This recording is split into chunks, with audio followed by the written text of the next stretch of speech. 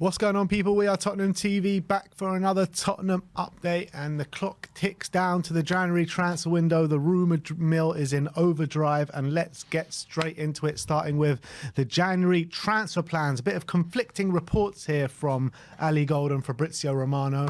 We'll start off with Ali Gold. He says the two priorities for Tottenham and Antonio Conte in the January window are a new attacking player and a right wing back. However, Fabrizio Romano says Tottenham will prioritise a midfielder and a left-footed central defender in the January transfer window.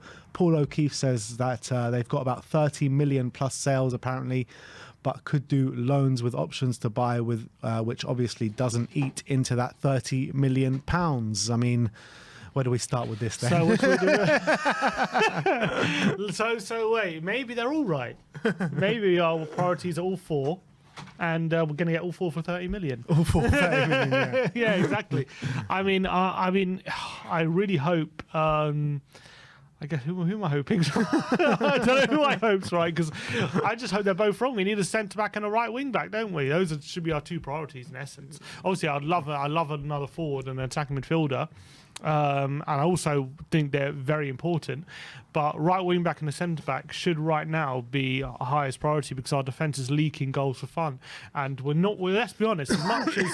As much as we could improve our attack, and we need to. Goal scoring is not a problem right now. We're third in goals scored, chances created as well. So we're not doing badly, albeit we're still short, like without Richarlison and stuff like that.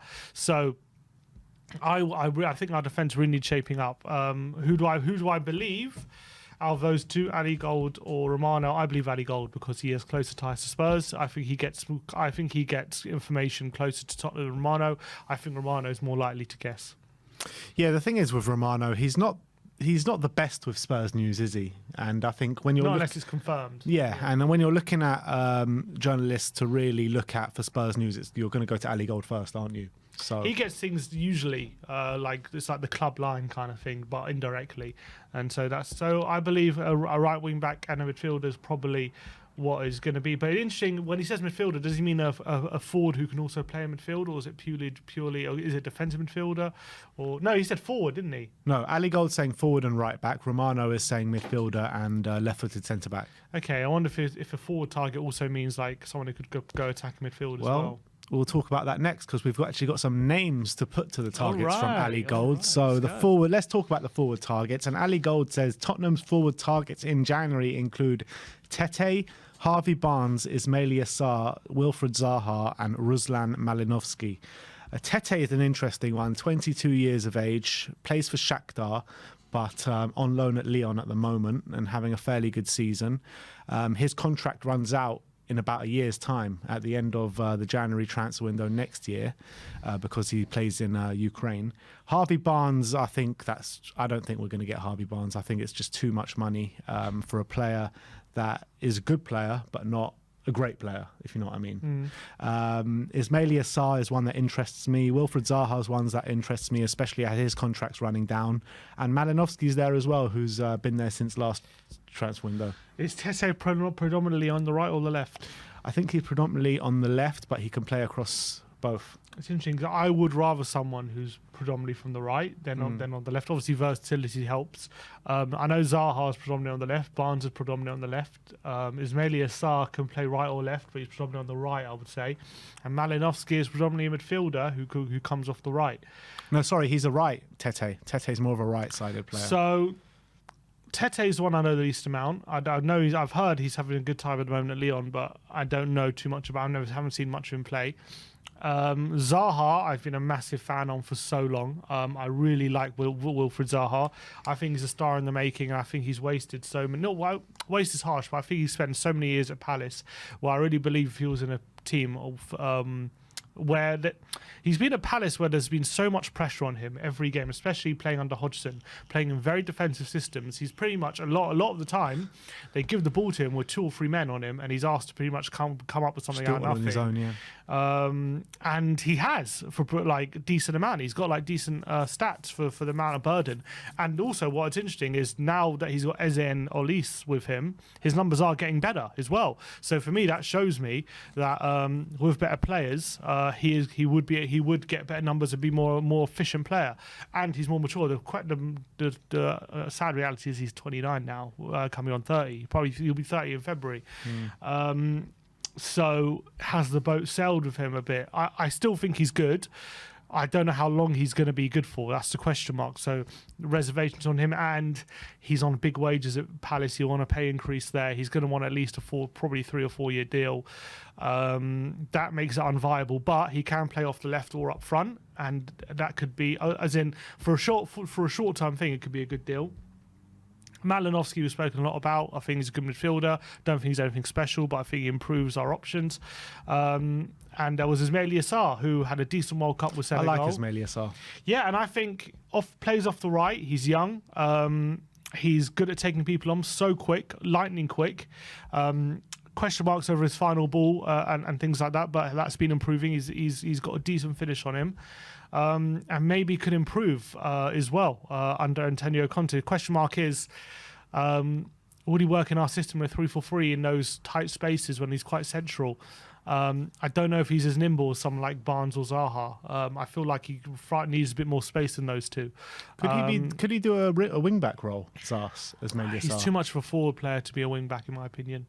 Like he's like purely a winger forward. He's not like a I don't know. He's not like a Perisic who does the defensive work as much. I feel like he stays up the pitch way too much to be a wing back. But I reckon if you could trade him, he could be a very good wing back. But I think you've signed him as a forward. I don't think you signed him as a wing back. I think when you're looking at what the club want, young players with a high ceiling, not too much costs involved as well. So you're looking at players like Ismaila Sarr, who's young, playing in the Championship, would love a move to the Premier League, especially to a Champions League club.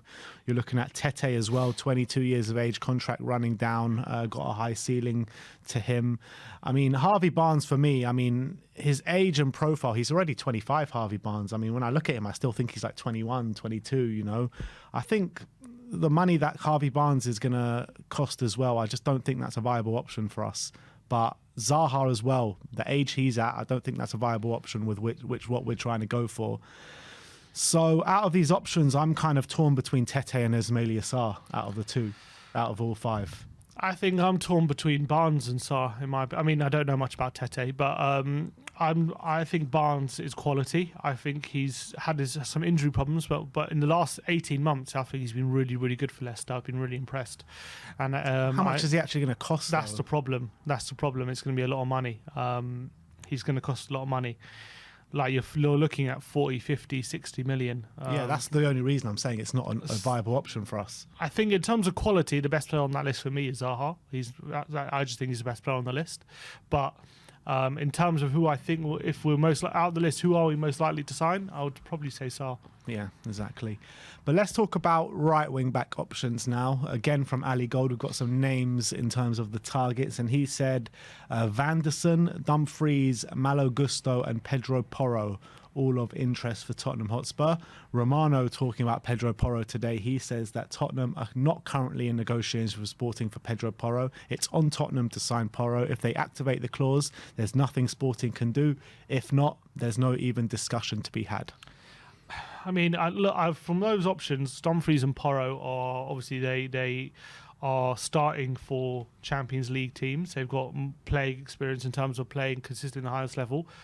The other two, I believe, I looked them up. I think one of them's 21 and one of them's 19. Vanderson's 21, plays for Monaco, yeah. That's it, and the other one is 19 and plays for Lyon, I think so, yeah. So, and these are players who are very young, I think just breaking through into their respective teams.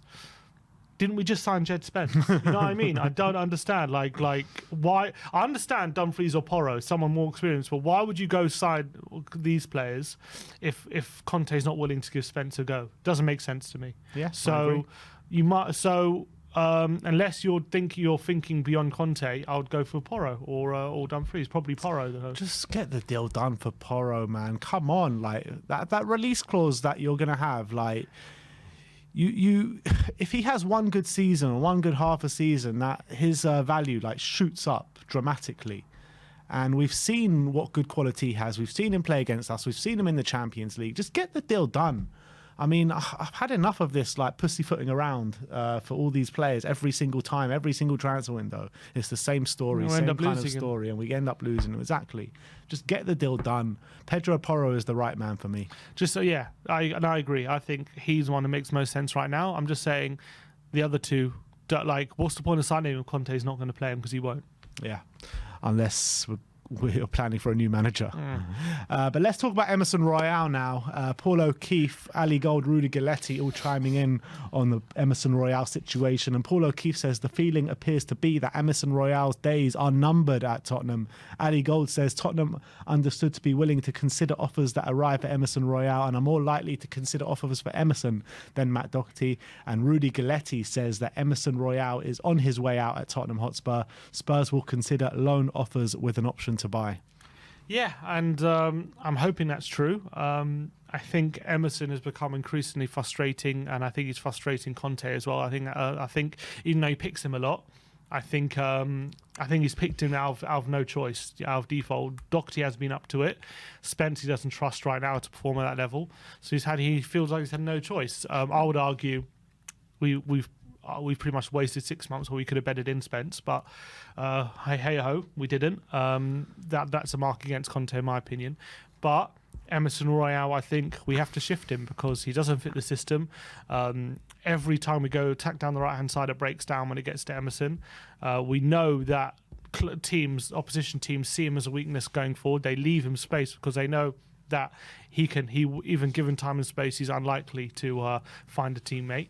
So I think it's time we move Emerson on for our system, and I just don't think he's ever going to be what Conte needs. Yeah, completely agree. But at least it's looking more positive on the front that we are going to try and shift him on and bring in a replacement. Let's just hope we get that replacement in before we try and shift him on, because this could be a long rumbling one till the end of the window with Emerson Royale.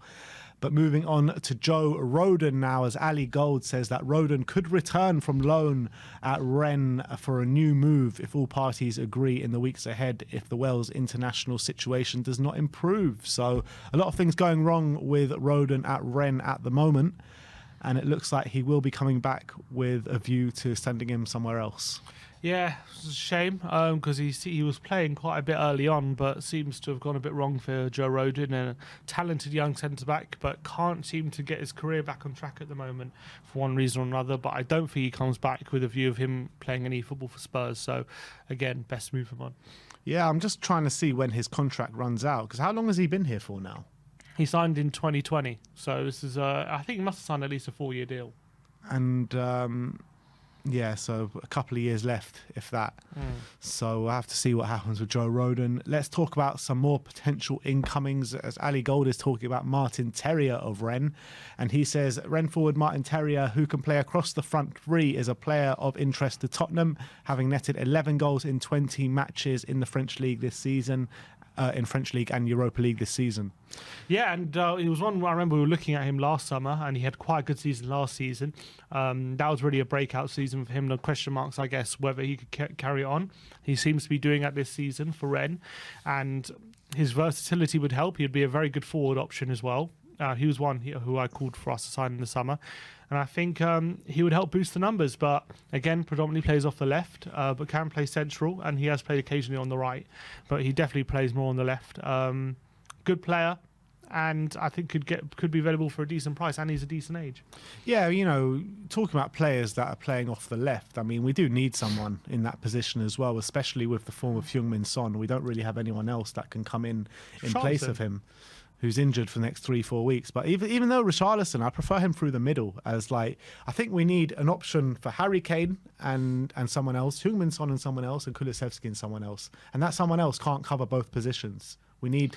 I'm saying we could sign a central or someone off. We could sign. You could choose. You could sign a central player and then put Richarlison as a backup left winger. What would you rather? I would rather sign someone on the left than sign someone through the middle.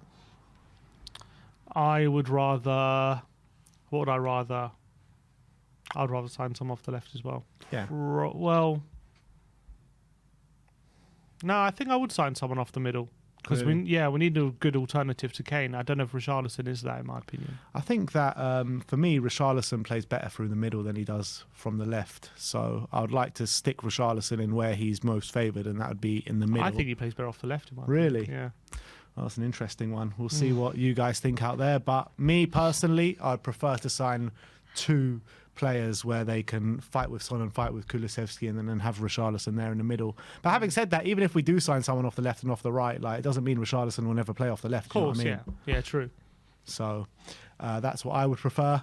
Let's see what you guys think out there in the comment section below. But let's move on and let's talk about Piero Hincapié, as Fabrizio Romano says that Tottenham Hotspur appreciate Hincapié and have a good relationship with his agents. However, Bayer Leverkusen are keen to keep hold of their players until the summer. And does this play into maybe what Ali Gold is saying about the defenders, that maybe if our targets aren't available this January, wait until the summer and get the targets in, and we will be targeting that left centre-back in the summer? Yes, but the whole thing about a left centre-back is we need it for the system of Conte. If Conte's not going to be in the summer, then why are we going to sign a left centre-back? We might sign just a centre-back who can play in a back four. Maybe we're going to change formation again. So that could also be another reason why we're not going for a centre-back, or because they might not fit the profile. But Hincapié, I was very impressed with at the World Cup. I think he fits the profile. He's young, he's good on the ball, but he's still a bit raw. Could do with some of the edges, smoothing out some of the edges of his game. But he definitely has a high ceiling, and I was very impressed with him. But it's all, I guess, if you will wait until the summer, I guess it's the club maybe signaling to Conte, well, you have to make your mind up whether you're staying or not, in a way. Yeah, well, he does have to make his mind up, to be honest, sooner rather than later. He won't until the summer. So yeah, I know. That's the problem. That's the problem. But he won't. It's a loop, though. It's a circular loop. Yeah, it's the circle of doom. That's what it is. But we'll see what happens. Next up, Frank Kessié, Ali Gold saying that Conte is a big fan of Kessié, and Tottenham have been monitoring his situation at Barcelona. Barca's financial situation could force to sell him, but for now, another midfielder is not a priority for Tottenham. And that's what I expect. I'd love Kessie. I think this should be one for the summer, if it's possible. I don't think we should be desperate to get him in right now, unless it's now or never. Unless Skip and Sarr move on in this January, like on loan. Yeah, I don't see that happening. I don't see both of them anyway moving out. Even if one of them, surely would need to bring another one in. Maybe. I mean, we have 4. And if a player like him is available and willing to come, and for that money that they're talking about, surely you have to just do the deal. I mean, yeah, if they're talking about 15 million, but I'm saying it's not something we should be desperate to do right now. It's something that, if it can wait to the summer, I think probably that would make more sense. But I love him at the club. I think he'd instantly come to the first team as well. I think his quality. But I don't think it's one that's a necessity right now. I was talking about this with Brian yesterday. Imagine a double pivot of Kessié and Bentancur. Be brilliant. What a double pivot that would be. Would be brilliant. Unbelievable. I think they would complement each other so well as well. But let's move on. Let's talk about Lucas Moura now. And the Mail are saying that Lucas Moura will see out the remainder of his contract and leave for free at the end of the season. Paulo Keith says that Lucas Moura is in talks with a move to Sao Paulo. And we've been hearing for quite a number of years now that Lucas Moura will look to go back to Brazil, specifically with Sao Paulo at the end of his contract. And it looks like that is in the works now. Yeah, and I think it's a move that suits everyone. He gets to go back home. Maybe we get money or whatever. We get his wages off the wage bill. We open up a space in the squad. I think he hasn't been contributing now for probably since the beginning of last season. Probably since his hat-trick in Amsterdam. Probably his hat-trick in Amsterdam. I love Lucas as a person. I think on his day he's a very good player as well. Unfortunately, we never saw it consistently, and I think he's probably been surplus to requirements for a while now. Yeah, I think that you probably saw consistently his best football with Tottenham under Jose Mourinho when they moved him into like the central areas of the pitch, but under Conte he just hasn't done anything, has he? Nothing. No. And it is what it is. I love Lucas Moura, but unfortunately, sometimes you just got to say bye-bye. And in terms of saying bye-bye, let's talk about Bryan Gil, because reports in Spain are saying that Valencia want to sign Bryan Gil on an 18-month loan deal with an inclusion of a realistic purchase option. However, they cannot match his current salary, and he would have to either take a pay cut or Tottenham need to pay part of his wages.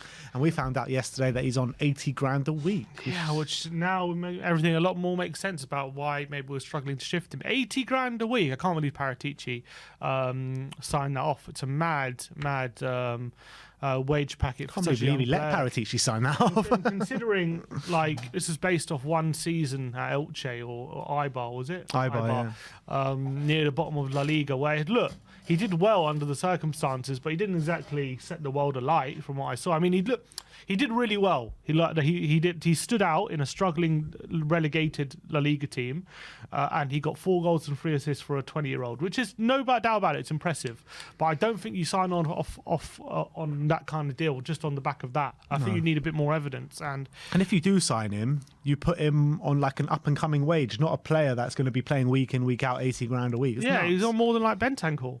That's not acceptable. Bentancur should be on the phone right now saying Levy he needs a high wage, because how he's on less than Gil is ridiculous. It is ridiculous. But in terms of Gil, I hope he gets his move. I don't think, as long as Conte's here, I don't think he's ever going to get a real look in.